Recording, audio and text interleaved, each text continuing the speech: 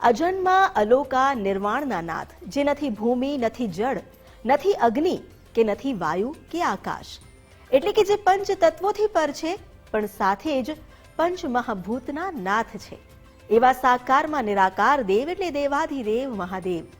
શિવજી વિના જીવની ગતિ નિર્માલ્ય છે. જેમના શિવ સાથેના મિલનથી જ પરિપૂર્ણતા અનુભવાય છે. અને આજે છે એ જ પરિપૂર્ણતા અનુભવ કરવાનો દિવસ, કારણ કે આજે છે મહાશિવરાત્રિ, મહાદેવની આરાધનાનો મહોત્સવ. તો આવો આજે જાણીએ મહાશિવરાત્રિએ શિવોપાસનાનું મહત્વ અને તેના બ્રહ્માંડની ઉર્જા સાથેના અનુસંગત તથ્ય. જણાવી રહ્યા છે જ્યોતિષાચાર્ય ઉર્વેશ કુમાર પંડ્યા.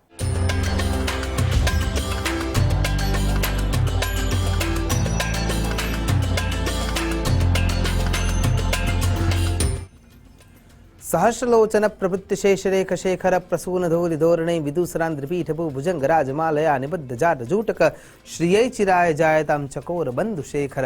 નમો નમઃ. તમારા બધાનું સ્વાગત કરું છું આધ્યાત્મિક મહાશક્તિમાં. મહાશિવરાત્રિનું પર્વ અને એમાં પણ શિવ ઉપાસના. તો કેવી રીતે કરી શકાય શિવ ઉપાસના આરાધનાના સ્વરૂપમાં, જાણવાનો પ્રયત્ન કરીએ. ભગવાન સાંબ સદાશિવ યોગના અધિપતિ દેવ છે, અને જો આપણે એક સામાજિક જીવન જીવી રહ્યા છીએ, એના અંદર આપણે કોઈ પણ વ્યક્તિના જોડે મિત્રતા કેળવવી છે, તો એના જેવા ગુણ હોવા જરૂરી છે. તો અને તો જ તમારી એ મિત્રતા લાંબો સમય સુધી ટકી શકે છે. એમ જ્યારે ભગવાનના સાનિધ્યમાં જાઓ છો તો એ યોગપતિ, એ યોગેશ્વર, એ નટેશ્વર, એ અવઢરદાનીના જેવા આપણે આપણા સ્વરૂપને જાણીને એના જેવું બનાવવું પડશે. એના જેવા ગુણ આત્મસાત કરવા માટેનો પ્રયત્ન કરવો પડશે. અને તો જ અજન્માનો લોકા કિમવય ભવંતોપી જગતા, એ અજન્મા સુધી પહોંચી શકાશે. કેમ કે આપણે તો યોનિજ જન્મથી ઉત્પત્તિવાળા જીવાત્માઓ છીએ, પણ એ અયોનિજ જે જીવાત્મા છે, પરમાત્મા છે, શ્રેષ્ઠતાત્મા છે, જેટલા વિશેષણ મૂકીએ બધા ખૂટી પડે ને તો પણ એને પાર પામી શકાતો નથી. અસિતગીરી સમમ શાત કજ્જલમ સિંધુ પાત્રે સુર તરુવર શાખા લેખની પત્ર મુરવી લિખતી યદિ ગૃહિત્વા શારદા સર્વકાલમ તદપી તવ ગુણાનામ મીશ પારમ નયાતિ. એટલે જેટલા પણ વિશેષણો મૂકીએ તો પણ જેને મહિમાનો ગાન કરી શકાતો નથી, એવા ભગવાન સાંબ સદા શિવની આરાધનામાં જ્યારે આપણે જોડાઈએ છીએ ત્યારે સૌથી પહેલી કન્ડિશન છે યોગનિષ્ઠતાને પ્રાપ્ત કરવાની. અને આજનો દિવસ જ એટલો મહિમા મંડિત છે કે ખાલી વિચાર કરીએ અને ગ્રહોની સ્થિતિને જોવા જઈએ તો ઉત્તરાર્ધ ભાગમાં, એટલે કે ઉત્તરના ગોળાર્ધમાં જે પ્રમાણે ગ્રહોની ગોચરની જે સ્થિતિ છે એ ખાલી વિચાર કરશો તો પણ શુક્ર અને મંગળની યુતિ જોવા મળે છે. એટલે 4 પ્રકારની લેવેસ્તા, 10 પ્રકારની લક્ષ્મી, 8 પ્રકારની સિદ્ધિઓ, આ બધાની ઉર્જા જ્યારે એક જ સીધી રેખામાં ઊભી થતી હોય ત્યારે આવા યોગ રચાતા હોય છે, જેના અંદર શુક્ર અને મંગળની યુતિ છે, સૂર્યનારાયણ અને શનિ મહારાજની પણ યુતિ છે. એટલા માટે કે પિતા અને પુત્રનું પણ મિલન ત્યાં જોવા મળે છે. આમ તો સંઘર્ષ યોગ જોવા મળે છે. અમંગલ્યમ શીલમ, જે અમંગળતાના પ્રતીક રૂપ દેખાતા હોવા છતાં એ મંગલતા આપનારા છે. એ જેમ કે એમના શરણમાં આવ્યા પછી તમામ પ્રકારની અમંગલતા પણ મંગલતામાં પરિવર્તિત થઈ જતી હોય છે. એટલા માટે સૂર્ય અને શનિ મહારાજ પણ એક જ સ્થાન ઉપર જોવા મળે છે. ગોચરમાં એ પણ સ્થિતિ જોવા મળે છે. ગુરુ દ્વિતીય ભાવમાં હોવાના કારણે તેને લાભ આપનારા બનવાના છે. શ્રવણ નક્ષત્ર છે, પરિધ યોગ છે, મકરમાં ચંદ્ર મહારાજ પરિભ્રમણ કરી રહ્યા છે. એટલા માટે જેમ મકરના અંદર સ્થિરતા હોય છે એમ આજે પણ સ્થિરતા લાવવી જરૂરી થઈ જાય છે, કેમ કે મહાશિવરાત્રિનો આજે પર્વ છે. તો ગોચરના આ ગ્રહો જેમ ઉર્જાનો વરસાદ કરવાવાળા બની રહ્યા છે, એ વરસાદમાં કેવળ સ્નાન કરવાનું છે. કારણ શું છે? કારણ એકમાત્ર એટલું જ છે કે આજે જે બ્રહ્માંડીય ઉર્જા છે એ પૃથ્વીલોક પણ વરસાદ વરસાવવાની છે, અને એ પણ ઉર્જાનો.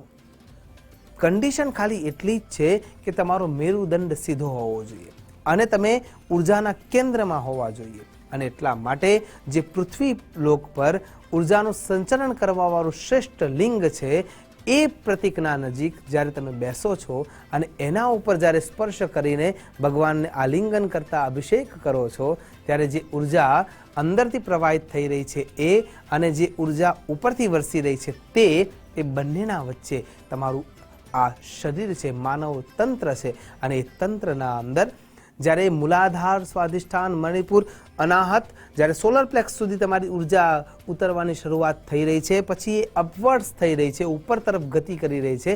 એટલે કે દ્વૈત અને અદ્વૈત આ બંને જે ઉર્જાના રિએક્ટર છે, જ્યાંથી ઉર્જાનું સંચરણ થાય છે, એ લિંગના જોડે જ્યારે બેસવામાં આવે છે ત્યારે એ ઉર્જા તમે તમારા શરીરમાં આત્મસાત કરી શકો છો ખૂબ જ સરળતાથી. હા, જો એ દિવસ દરમિયાન તમે 24 કલાકમાં જ્યારે પણ આડા પડો છો, સૂઈ જાઓ છો, અથવા રાત્રિકાળ વખતે પણ જ્યારે તમે સૂવાનો પ્રયત્ન કરો છો ત્યારે જે સીધી લાઈનમાં ઉતરતી ઉર્જા છે એ આડી લાઈનના અંદર એ પ્રમાણે પ્રભાવ આપી શકશે નહીં. પુરાવો કેવી રીતે મળે છે? જેમ કે લોખંડને ચુંબક આકર્ષણ કરે છે, પણ એ ચુંબક જ્યારે ઉલટું કરી દેવામાં આવે તો અપાકર્ષણ પણ કરી શકે છે. જે જગ્યાએ તમારા શરીરના રોગોના ગાબડાને પૂરવા માટેનો પ્રયત્ન કરી રહી છે ત્યાં સુધી એ ઉર્જા પહોંચી શકવાની નથી.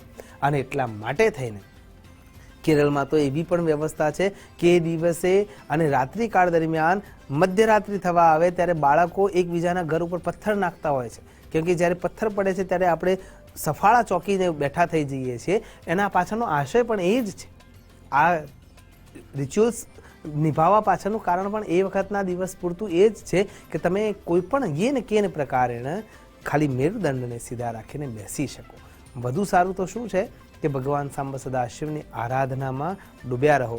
ચાહે એ ધ્યાન અવસ્થા હોય કે યોગિક ક્રિયાના રૂપમાં હોય કે ભગવાન સાંબ સદાશિવની આરાધનામાં હોય. તો આરાધના કેવી રીતે કરી શકાય? અને જે જમીન પર રહેલા લિંગમાંથી ઉતરતી ઉર્જા, ઉત્પન્ન થતી ઉર્જા, પ્રવાહિત થતી ઉર્જા તમે તમારા શરીર સુધી લાવીને ઉપરથી ઉતરતી જે ઉર્જા છે એ ઉર્જાને મધ્યમાં રાખીને કેવી રીતે લાભ લઈ શકો?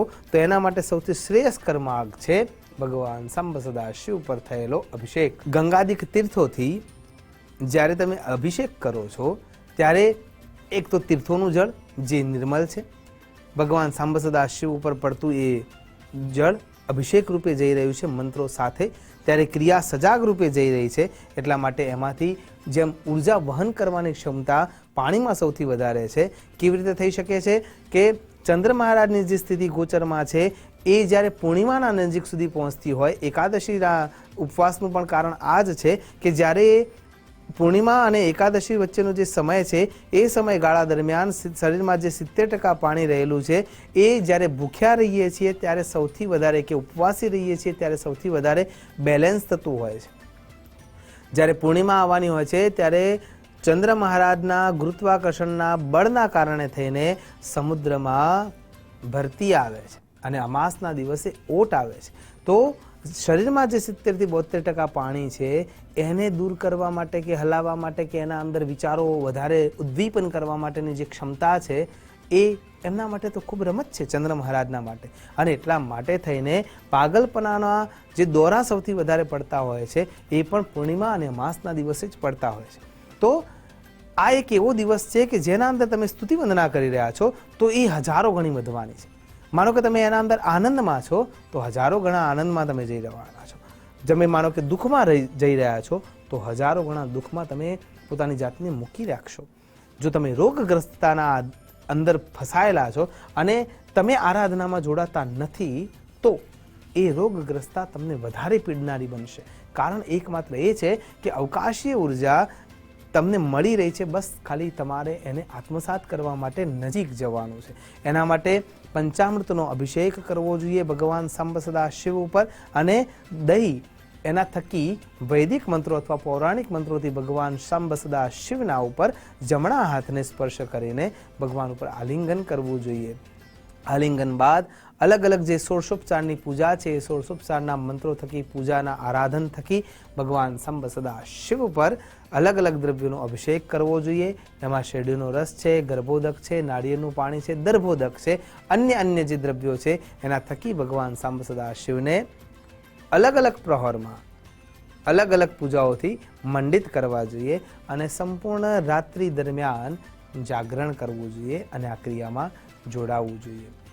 જ્યારે તમે આ ક્રિયા કરી રહ્યા છો ત્યારે 2 કન્ડિશન જરૂરી છે. મેરુદંડની સીધી રેખામાં સ્થિરતા અને બીજા નંબરમાં તમારું મન સજાગ રૂપે ત્યાં જોડાયેલું હોવું જોઈએ. ખાલી આ બે ક્રિયાઓ જો સજાગ રૂપે થઈ શકે છે તો 100% આ રાત્રિ મહારાત્રિ છે અને એના થકી શિવોપાસનાના આધારે તમે તમારા જીવનને મંગલતેતા સુધી પહોંચાડી શકો છો. આશા કરું છું ભગવાન સાંબ સદા શિવ પર કનક પ્રયોગ હોય, બેલ્વ પ્રયોગ હોય, સરસીજ પ્રયોગ હોય, માખા કે મુગ્ધા પ્રયોગ હોય અથવા પયઃ પ્રયોગ હોય કે અન્ય પ્રયોગ મહામૃત્યુંજય મંત્રના જપ દ્વારા હોય કે હોમાત્મક લઘુરુદ્ર દ્વારા હોય કે રુદ્રાભિષેક દ્વારા હોય, આ તમામ થકી આપણે સૌ ઉર્જાને પ્રાપ્ત કરી શકીએ.